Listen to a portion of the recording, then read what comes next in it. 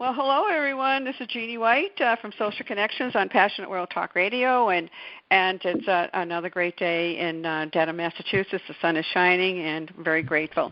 And today I have a great guest. This is a great topic, folks, because I didn't know about it. So if I don't know about it, I'm sure there's a lot more. But anyways, his name is Mike McKenna, and he is the president and co-founder of Shotgun Flat. And we'll hear more about that little name down the road. But Mike is here to discuss website accessibility. And welcome, Mike. Well, thanks. Thanks for having me on today. Well, this is great. Do you want to give just a little background about yourself, Mike? Sure, I'd love to. So I'm Mike McKenna. I'm based here on the South Shore in Massachusetts, and I started Shotgun Flat in 2002. We started out as a web design and development company, servicing small and medium-sized businesses around the Boston area. And in recent years, we've expanded our company to also include website accessibility, which I think is part of what we're going to chat about today. Correct. We are, really. Is this a law that's been around for a long time? Before I go on to this question, is this a law that's been around a long time and none of us paid attention to it?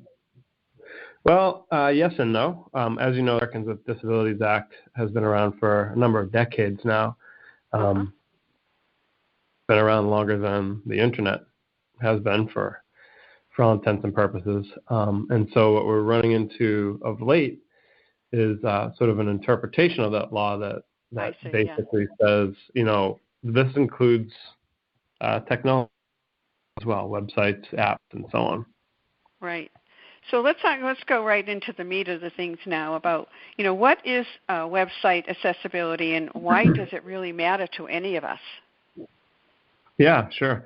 Well, website accessibility, in the simplest definition, it's the process of building and maintaining websites so that they can be on those sites can be accessed by all users, including those with disabilities. So a lot of times when we talk about accessibility, that goes right into the conversation about folks with disability access information on the web, for example.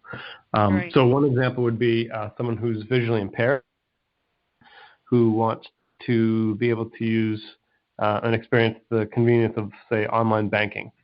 And so a website can be built and coded and will allow someone who is visually impaired to still be able to access their information. Uh-huh. So say a banking company, right? One of the big banks. I'm just asking for my own self, and I'm visually impaired. How would I access? I mean, my computer. I would have to be able to access somehow on a computer. Yep, right? That's right. Would So the way it works, would the computer be fixed to be like a Braille type of form? No, not necessarily. Typically, what happens is let's use an easier example to start. So let's talk about the newspaper. So let's assume that I want to read the stories, the headlines from the Boston Globe, for example. Right. The Boston Globe is set up in a way that is compatible with my special software. So if I'm a user who's visually impaired, I can get my hands on some software or hardware, depending on my, that can actually read the website to me out loud, for example. So I can sit there with my tab key or an arrow key on my keyboard, and as I write, I'm able to have it read to me out loud. And so by coding a website in a way that's compatible with that type of software, I'm able to access the content like someone who's not visually impaired would do as well. Could do as well. Oh, okay. So that really makes the website accessible then, right? That's a big part of it. There's a whole variety of Yeah, there's a whole variety of um, requirements that are met in order to, confidently say that your site's fully accessible. Because we have folks, for example, who may have hearing impairments who a video on your site. That video needs to be captioned, for example, so that they can read the video. Right. And there's a number of other issues as well, like things that help users with folks even who are just simply colorblind, like myself, Correct. who Okay. can benefit from following best practice, usable. Oh, that's. I have to tell you, sometimes we just, for myself, because I have to see, I can see and I can hear. So sometimes I never really think about how other people are able to access, the websites or, onto the internet. And so this is a good example for me also to understand it, that, Right. there are things that have to be done to be able to provide these, the sources that I'm so used to getting to all the time. That's right. And, one of the things that's interesting is that it's really not a whole lot of extra time or work or effort or money to do so.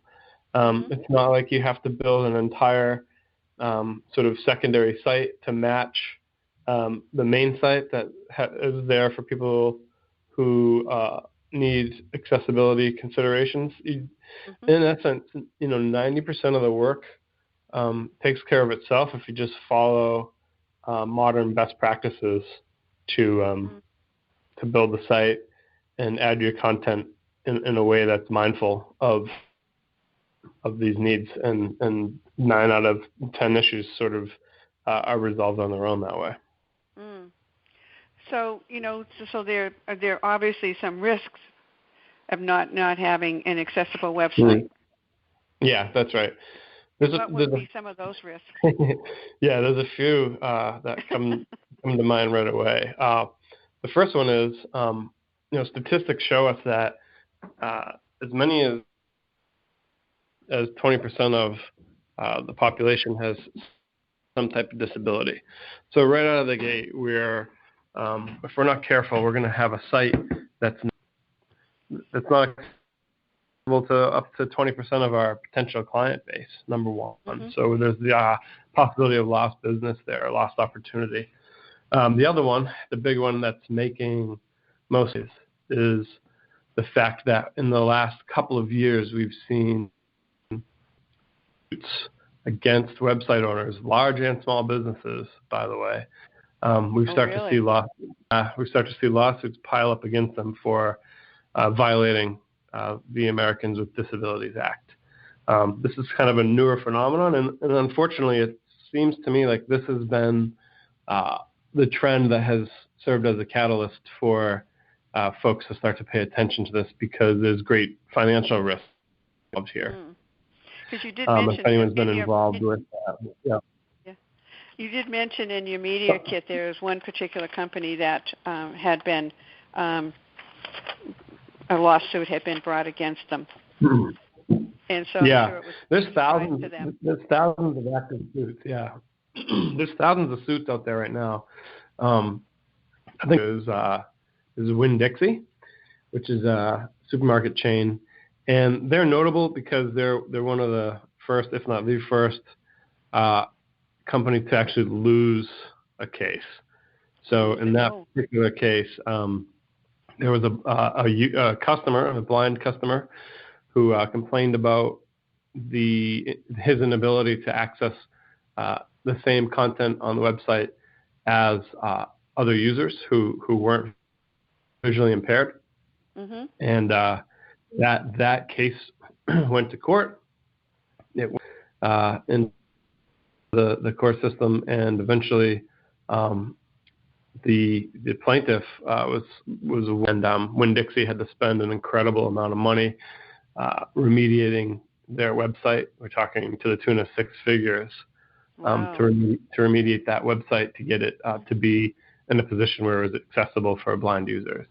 And so that really sort of triggered this trend of lawsuits, and now we have lots of businesses, large and small, who have been dealing with this.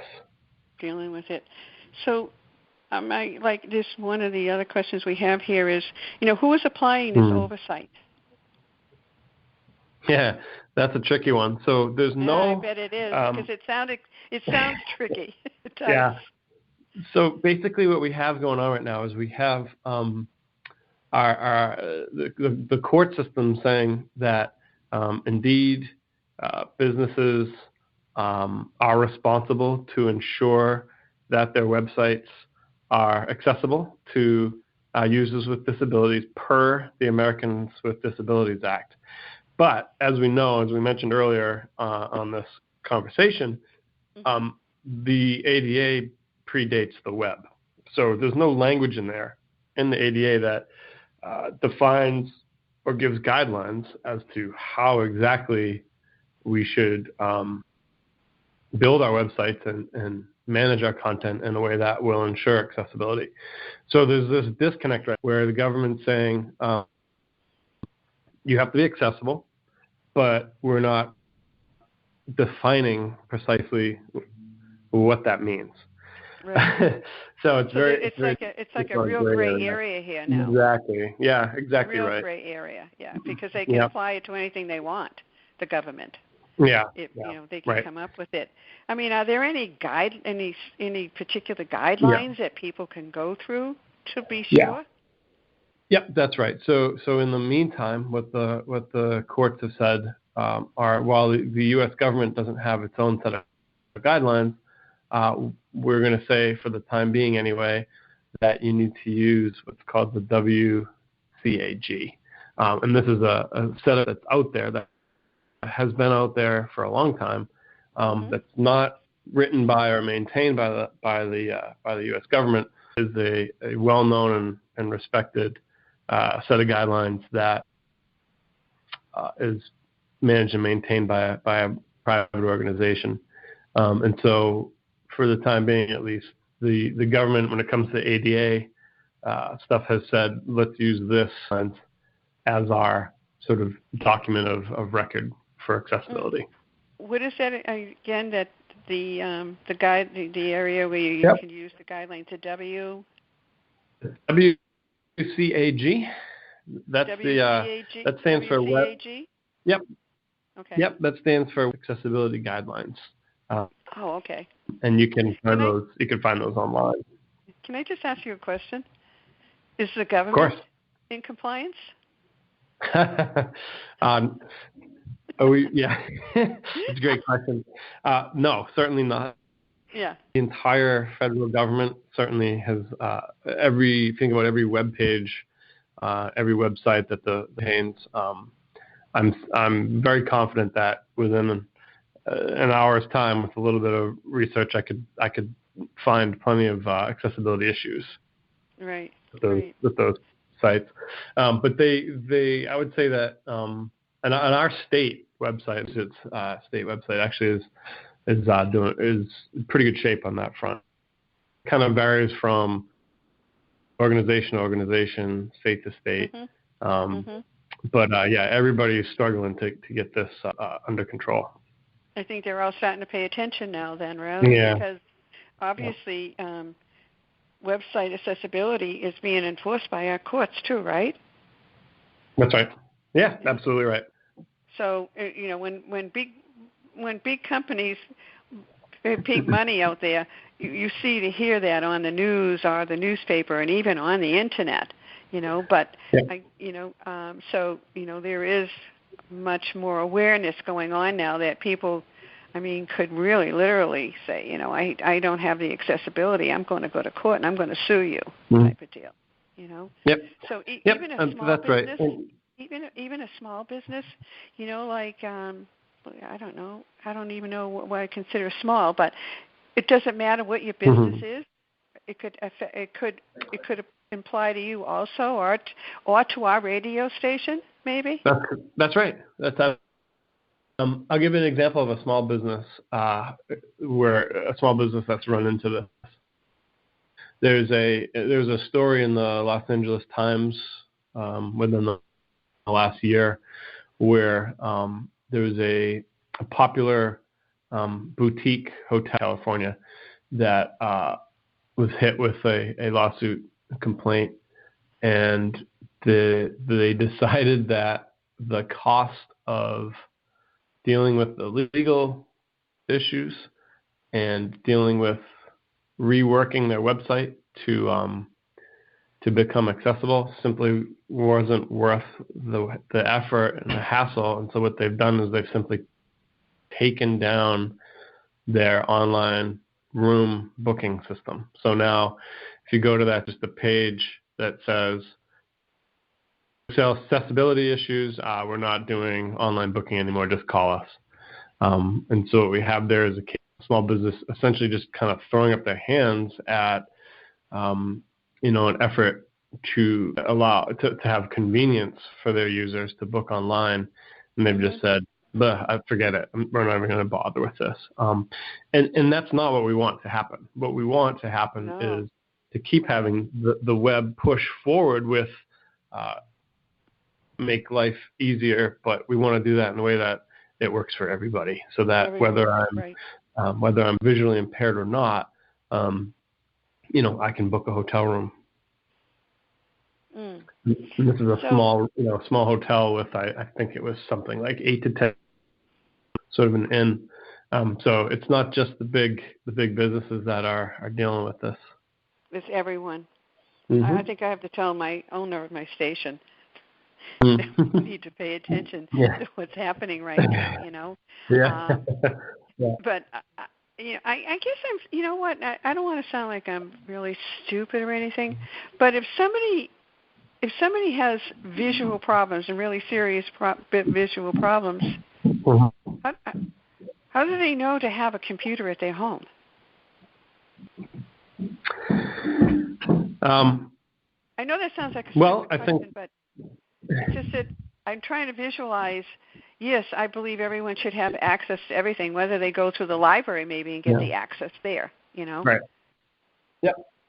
There's lots of, and if you think outside of the web, there are lots of good software that can be used by people who have like issues that essentially they're simply using that machine, they're using that computer in a way that's just different from your eye.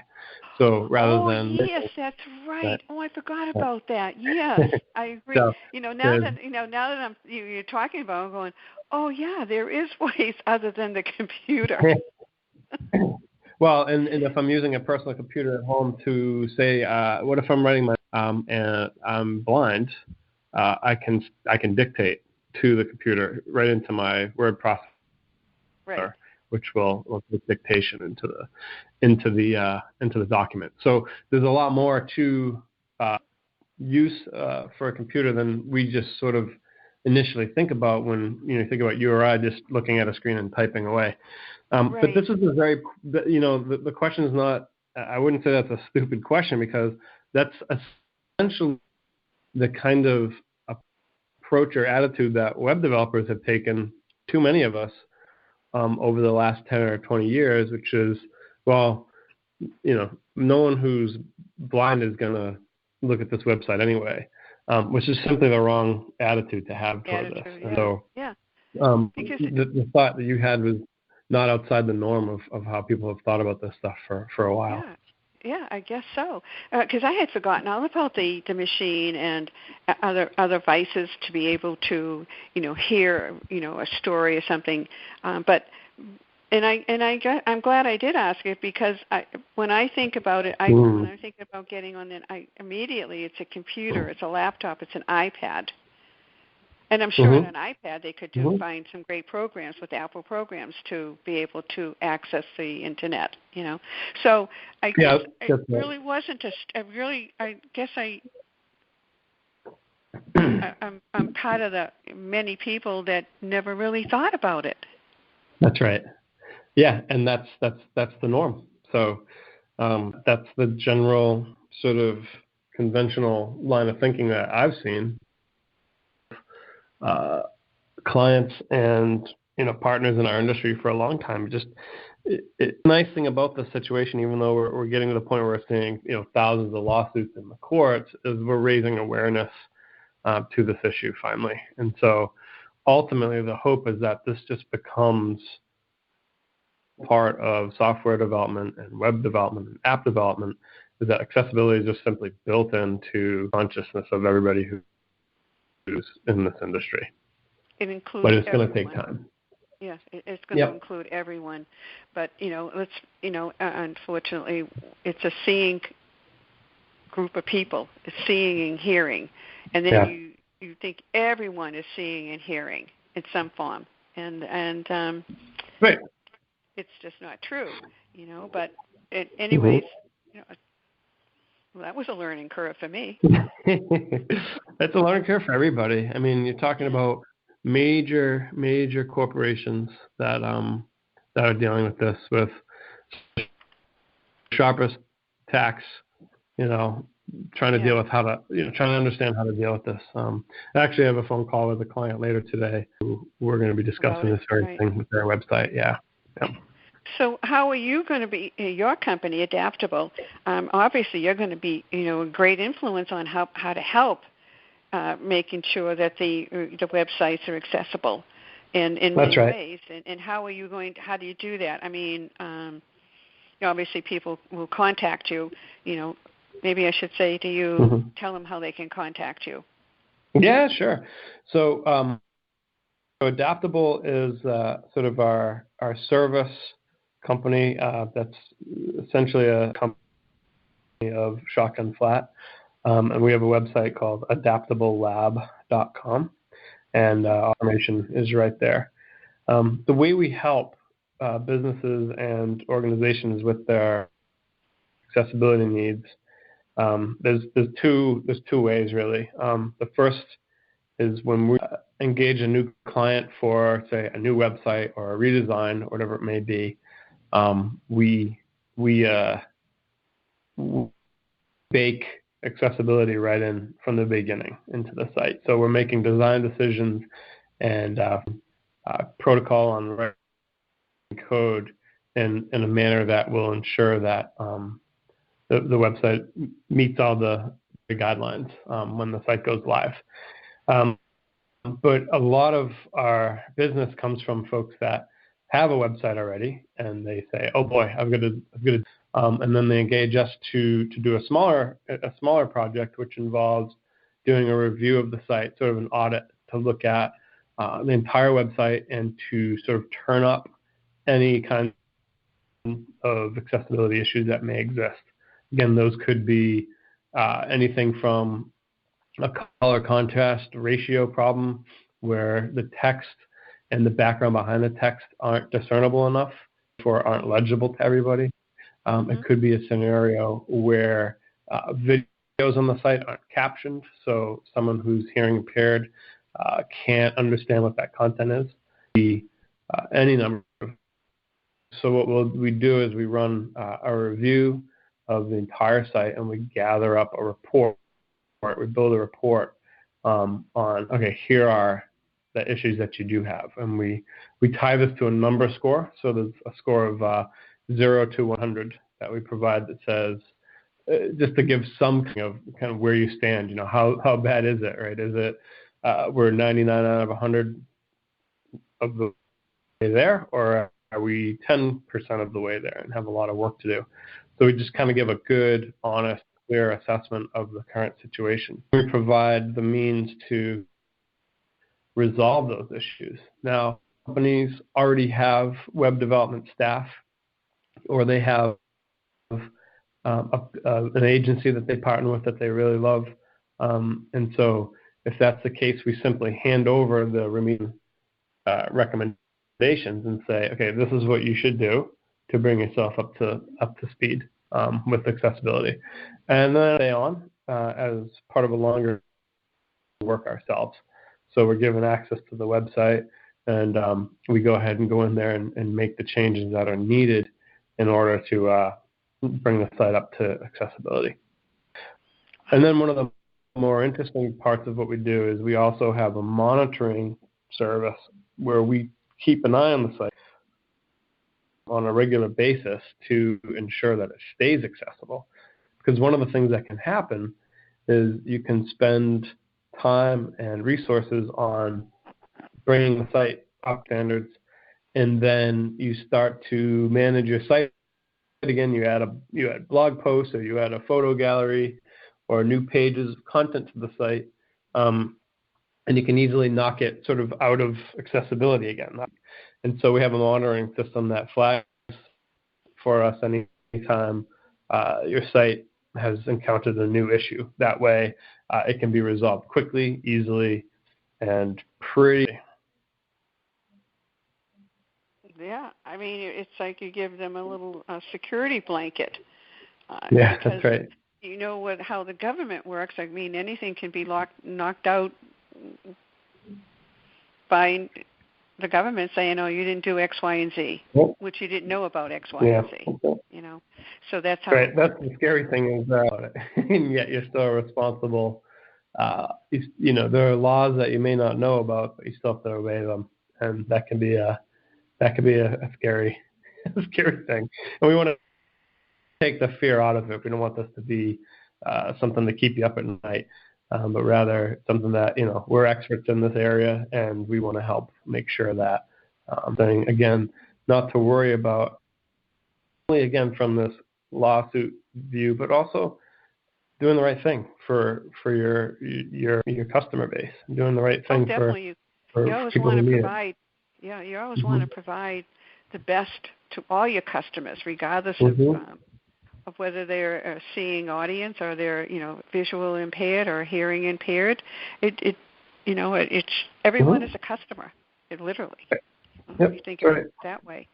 And here you come along, and I mean, I was blown away when I was reading this. Honest to God, yeah. I'm going. Yeah.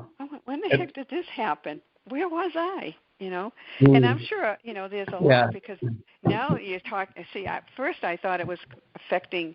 It really was big business, right? And then right. realizing that anyone on the internet could be affected. Literally. That's true. I mean, we do hear, the big companies make headlines. So companies like Winn-Dixie and more recently Domino's Pizza actually has had their accessibility. They attempted to appeal it all the way to, all the way to the, which it didn't make it that far. But, when you hear things like Supreme Court, Domino's Pizza, website accessibility, you think, oh, this is a problem for the big boys. But the evidence is that the same person who wants to order a pizza online, like you or I might, also wants to be able to shop for your products and services on that as well. No different. The other thing that's interesting is that the concept of web accessibility has been around for a very long time, and in the goes back to the late 90s, actually. But it was a massively cutting corners for a lot of developers for a long time. One of the analogies I like to use is you can think of it like doing your own ring in your house, or an electrician who cuts corners. There's a right and a wrong way to do things. And correct. I could run electrical my basement into my kitchen and get a light to light up. That doesn't mean I've done it the right way according to code, according to standard. Same idea, where there's many, many different ways to get a website to run and to look the way that I want. Some of those ways are a little bit in that realm of cutting corners, whether that's for the sake of saving time or effort or whatever. But the bottom line is that just doing things the right way and taking a little bit more time now when you build a site, or when you're adding, say, a blog post to your site, just following a few extra steps that really are considered best practices, the whole issue can be avoided, and folks with disabilities will be able to access your site. Okay. Well, it goes to show you. I know that when I don't know. I guess I'm just beyond thinking. I'm beyond thinking about it, and finding it very, very interesting. That. Yeah. Do you think that the developers now are, say, like the Microsofts and the Apples and the Google? I mean, when they're writing code now, are they taking into consideration this another way to make it accessible to the unseeing audience or the hearing audience? Are they making code? Definitely, yeah, absolutely. Apple has really been at the forefront of it for quite some time now. If you have an iPhone, or I think you mentioned an iPad, right in your general settings on there's a whole suite of accessibility options that are there and designed to help folks with particularly vision issues be able to access the apps on the site. Well, that's something new I learned. See, I have an Apple phone and I have an iPad. Never gave it a thought. Yeah, it's you can fool around with it. It's right in every Apple device has accessibility settings. Okay, I'll have to look at that afterwards after I got through talking to you, because actually I have my Apple phone right here now, but obviously I'm not going to look at it right now, no, but I'm kind of curious now to see exactly what I guess sometimes I'm going to talk about me. I never realized what kind of things that Apple can provide to me that I really don't pay attention to. Yeah. I mean, some basic examples are you can change the size, simply the size of the content on the screen. So you can make all the app icons much larger. You can make the text much larger. Like change the contrast of the content on the phone so that it's easier to see. There's we can speak out loud to you. So as you're tapping along through the different apps on the screen, you can hear what those are by name. There's a whole slew of that stuff that's in there. So I think the bigger software companies, these real kind of the leaders in the industry are undoubtedly on top of this game. Google, you mentioned Google. I mean, Google actually, with their search results, they'll actually provide a little bit of a little sort of pat on the back, so to speak, for websites that meet accessibility guidelines, and it actually helps with your SEO as well. So there's all kinds of good stuff there. There's so much that we some of us don't really know all the time. There's just so much information out there, and then having this here information, I think, is very important for people to know. And I'm glad you're on here today. But I'm glad that you're helping to share the word. That's important stuff. Oh yeah, definitely. I'll help shout out. But I just have to ask one question, really, because I know my audience too. Shotgun flat. Where did that come from? Good question. So I'll give you the short version. Back in 1999, when I had just finished college and I moved back to my hometown of Middleborough, my wife and I bought a house here in Middleborough, and we were preparing. We were going to live in one floor and rent the other, and so we were preparing one of the floors to be rent. So we're doing some painting and cleaning and changing out some hardware, that kind of stuff.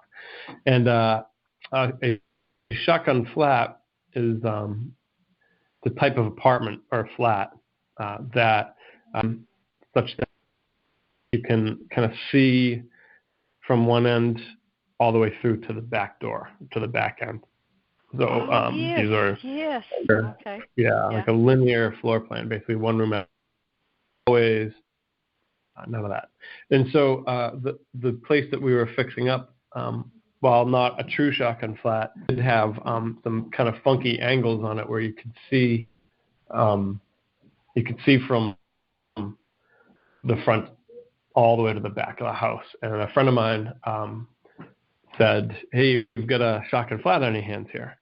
And so from that point on, we referred to that apartment as the flat, or the shotgun flat.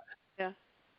Well, a few years later, I the business that I had started in my attic had grown enough that space for some employees and so on. And we moved the business into that apartment. And so we named the business at that point the Shotgun Flat. So we named it essentially after the place we were operating in. So that's where the name came from. We moved out of there, probably close to 10 years ago now. Wow. But the name was too good of an icebreaker to leave behind. I think it's a terrific name. I mean, I really do. I was like, I went, wow.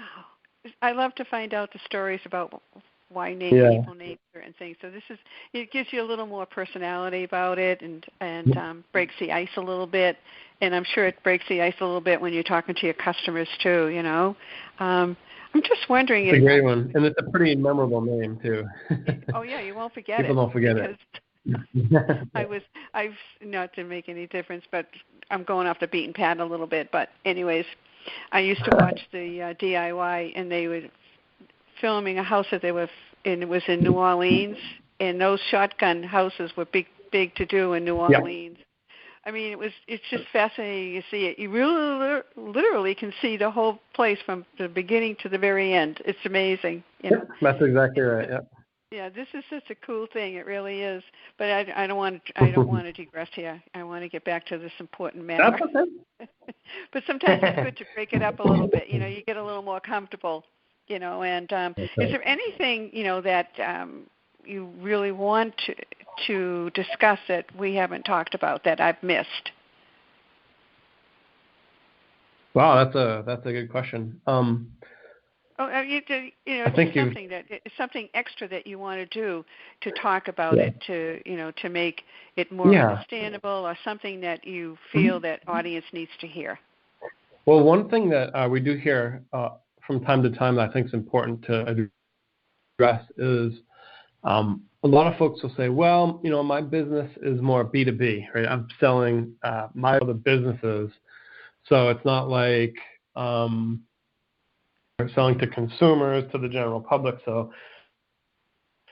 surely I don't need to worry about this, and that's not the case. The law still applies for one, but other things we see that's very important is the fact that job applications and career information website for a company, that stuff needs to be accessible too. So if you have someone who's trying to apply for a job for which they may be well qualified, and they can't fill out the online job application because it's not accessible to them, that's a big problem. And so that's one of the areas I think that can get overlooked from time to time with web accessibility, is that it applies to not just to buy a service or product, but it also applies to someone who's to interact with your company or your organization, whether that's for a job or whether that's for just a general inquiry, are things that fall within the realm of this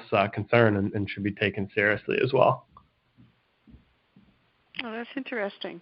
It'd almost be like, for me, say I want to go into my Social Security on a website and change my bank history, bank information. Mm-hmm.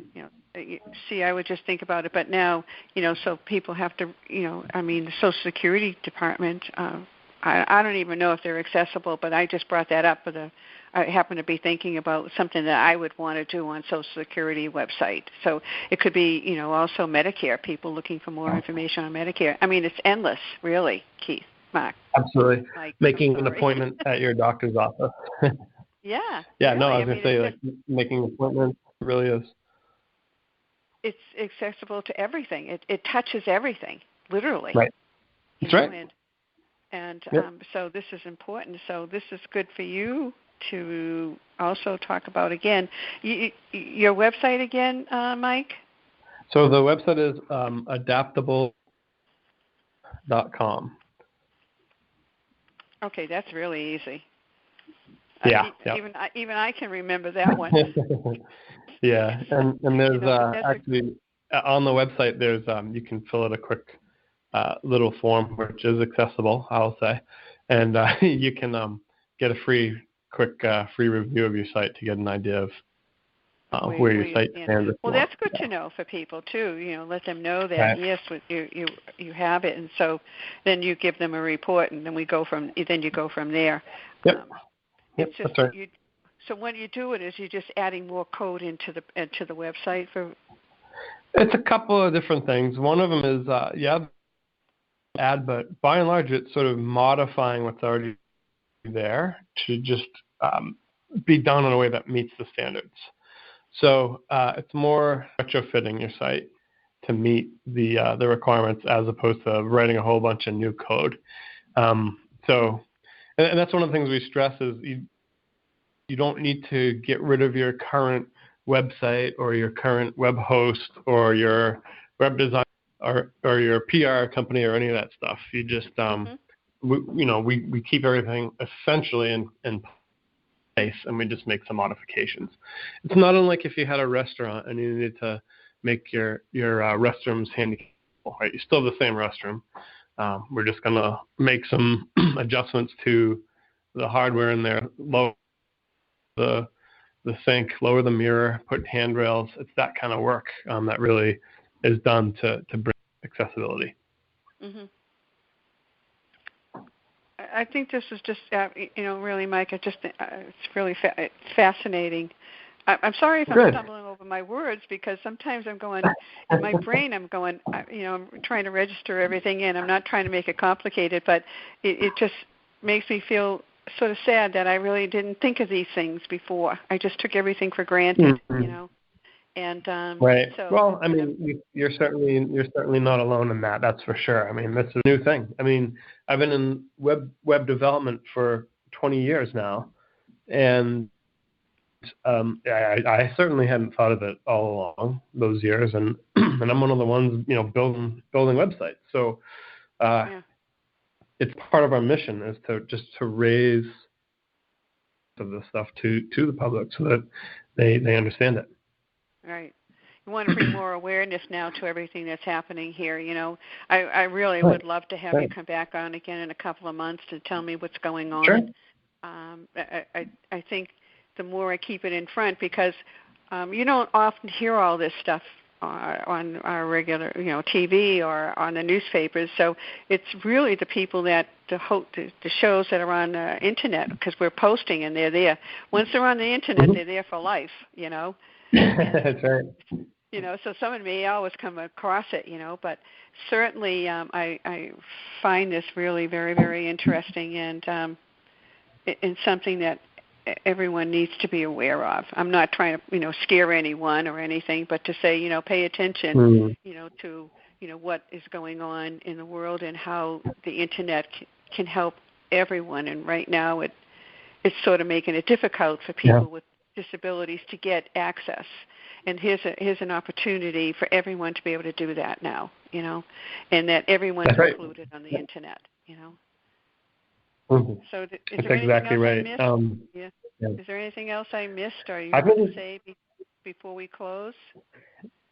Quite a bit today, actually. You said you did a lot. You did great.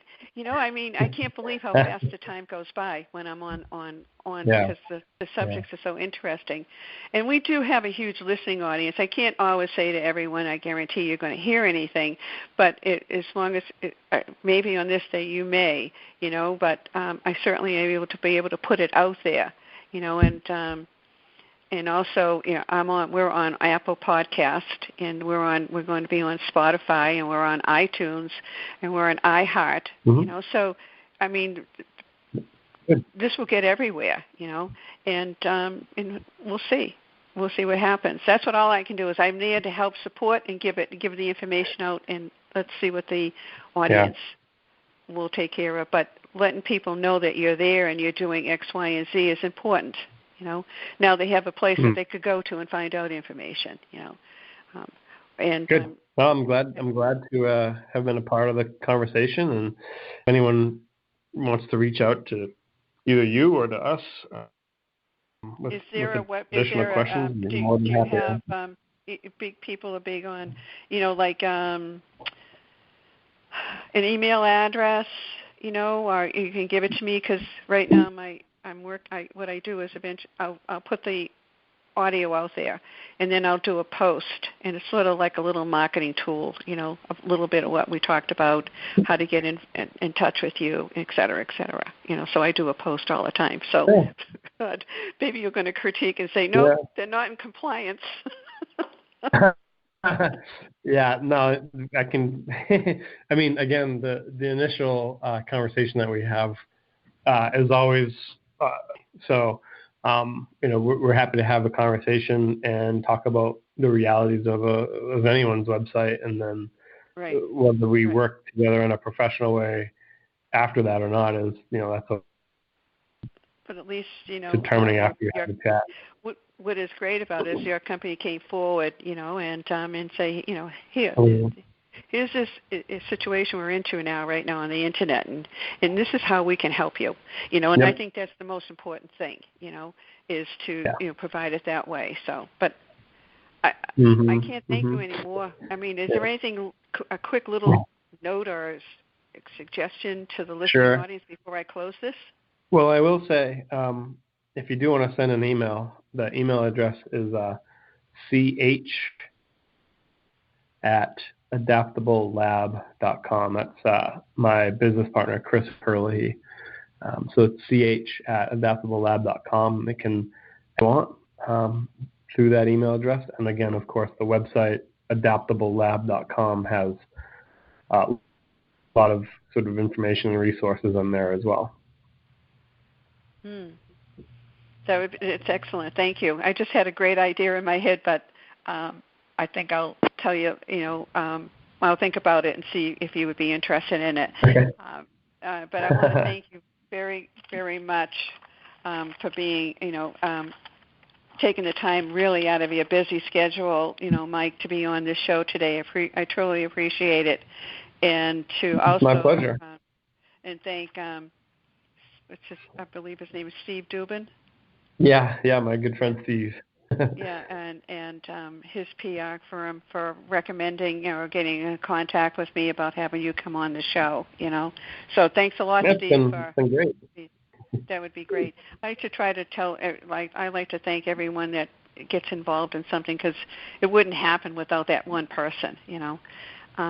But anyway, thank you very much, Mike. I appreciate it. This is Jeanne White from Social Connections on Passionate World Talk Radio. See you again, and don't forget, we do have that Care series going on with Betsy Wirth. So thank you, everyone. Bye now.